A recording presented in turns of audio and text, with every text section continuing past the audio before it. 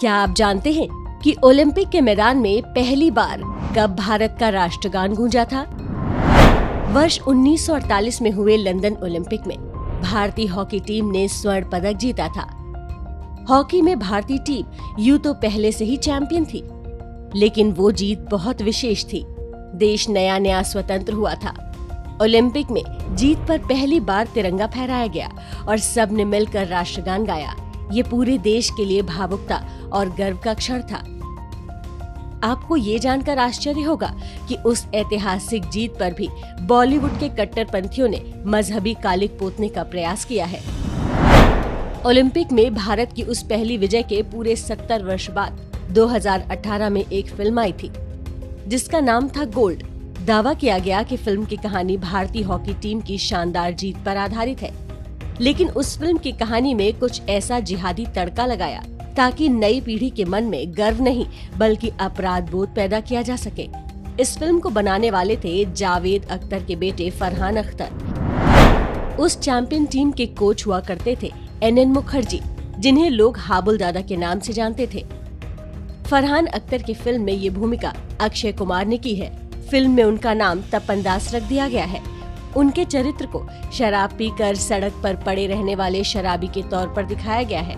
उनकी पत्नी उन्हें रोज अपमानित करती हैं, जबकि सच ये था कि हाबुल दादा जीवन भर अविवाहित रहे थे और कभी शराब को हाथ तक नहीं लगाया। पहला गोल्ड मेडल जीतने वाली उस भारतीय हॉकी टीम के कप्तान का नाम किशन लाल था, लेकिन फरहान अख्तर ने उस नाम को बदलकर इम्तियाज कर दिया। कहानी यहीं खत्म नहीं होती। फिल्म में दिखाया गया है कि देश के विभाजन के बाद हिंदू और सिख दंगाइयों ने इम्तियाज पर हमला कर दिया और उसे जिंदा जलाने की कोशिश की। तपन दास उर्फ अक्षय कुमार ने उसकी जान बचा ली। हिंदू और सिख इम्तियाज का घर भी जला देते हैं, जिससे उसका दिल टूट जाता है और वो पाकिस्तान जाने का मन बना लेता है। लेकिन जब तपन दास उसे तिरंगे का वास्ता देता है तो वो फौरन तैयार हो जाता है।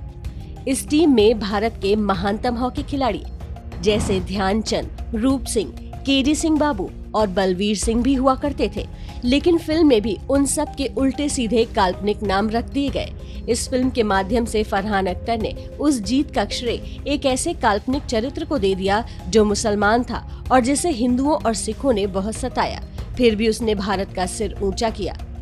यानी मुसलमान हमेशा से बहुत अच्छे होते हैं, सारी बुराइयों की जड़ हिंदू है। वापस लौटते हैं अक्षय कुमार के चरित्र पर। प्रश्न उठता है कि फरहान अख्तर ने हाबुल दादा जैसे सम्मानित व्यक्ति को सड़क छाप शराबी दिखाने का निर्णय क्यों लिया? हाबुल दादा के बारे में मशहूर है कि वो बहुत बड़े देशभक्त थे। पाकिस्तान के नाम पर उनके तन बदन में आग लग जाया करती थी। बढ़ती उम्र के कारण उन्होंने स्वेच्छा से कोच का पद छोड़ दिया था और लखनऊ में रहने लगे। लेकिन 1960 में हुए ओलंपिक में पाकिस्तान के हाथों भारत की हार से वो बुरी तरह तिलमिला गए थे। तब उन्होंने सार्वजनिक रूप से मांग की थी कि मुझे एक बार फिर से टीम का कोच बनाया जाए। अगले ओलंपिक में मैं भारत को गोल्ड मेडल दिलाने का वादा करता हूँ। हाबुल दादा ने जैसा कहा बिल्कुल वैसा ही हुआ। वर्ष 1964 में हुए टोक्यो ओलंपिक में भारतीय हॉकी टीम ने पाकिस्तान को बुरी तरह से हराकर दोबारा स्वर्ण पदक अपने नाम कर लिया। जावेद अख्तर भी उस दौर में लखनऊ में रहा करते थे। जाहिर है उन्हें हाबुल दादा के बारे में भली भांति पता रहा होगा। ऐसा दावा किया जाता है कि इसी का बदला लेने के लिए उन्होंने अपने लड़के के जरिए भारतीय खेल जगत के इस सबसे शानदार चरित्र को फिल्म जिहाद का शिकार बनवा दिया। फिल्म गोल्ड 15 अगस्त 2018 को रिलीज की गई थी ताकि लोग इसे देशभक्ति वाली फिल्म समझें। इस फिल्म का फायदा भी हुआ। जिस फिल्म को सेंसर बोर्ड से अनुमति नहीं मिलनी चाहिए थी, उसने 160 करोड़ रुपए की कमाई कर ली।